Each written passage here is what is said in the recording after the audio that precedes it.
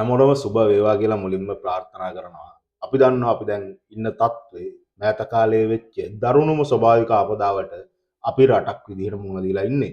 ඉතින් අපේ රටේ මිනිස්සු බහුතරයක් දෙනා එකාමෙන් හිටගෙන අනිකා ගැන හිතමින් සහ මූලිකව මේ අභියෝගයට මුහුණ දෙන්න ලෑස්ති වෙලා ඉන්න මොහොතක් තමයි මේ. නමුත් කනගාටුවට කරුණක් තියෙනවා.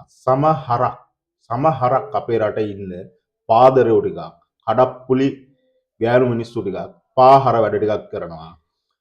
අපි දන්නවා වෙළඳ පොලේ එළවලු මිල අතිශය හිතා ගන්න බැරි තරම් වැඩි කරලා විකුණනවා. ඒ වගේම තමයි ඔය සල්ලි භාගේ තියෙන සමහර ගෑනු මිනිස්සු ටිකක් සුපර් මාකට් හිස් කරමින් ඉන්න මේ වෙලාවේ.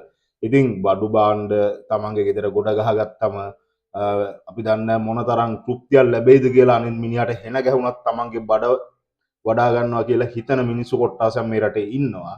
ඉතින් බහුතරයක් දෙනා අනිකා ගැන හිතමින් අපි දන්නවා මේ වෙලාවේ ආධාර බෙදා ගන්න සමහර තැන්වල බෙදන්න පොර කනවා.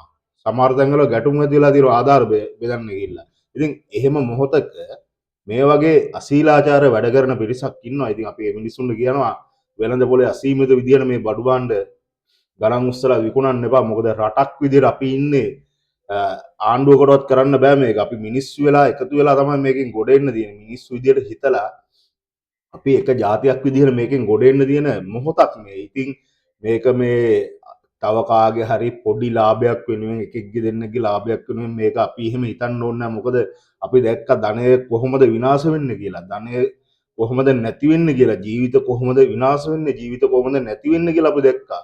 අපිට හොඳම උදාහරණයට දැන් දවස් 3-4ක්වත් තව සතියක්වත් ගිහිල්ලා නැහැ. එහෙම මොහොතක පොඩි ලාභයක් වෙනුවෙන් මේ වගේ අසික්කිත වැඩ කරන්න එපා කියලා අපි ආදරණීය මිනිස්සුන්ගෙන් ඉල්ලා හිටිනවා. විශේෂයෙන්ම ඔය වෙළඳ පොළවල ඉන්න වෙළෙන්දන්ගෙන් අපි ඉල්ලා හිටිනවා ඔයාලට මේ වෙලාවේ අර වගේ අසීමිත විදිහට භාණ්ඩ වැඩි කරන්න හදන්න එපා.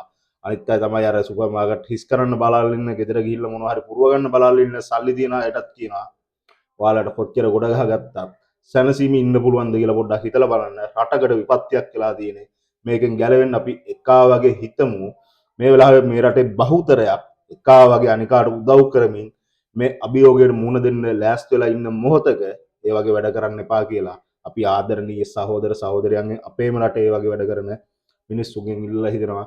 එවැනි පජාත වැඩ කරලා ඔබේ මනුස්සකම නැති කරගන්න එපා කියලා අපි කාරුණිකව ඉල්ලා සිටිනවා.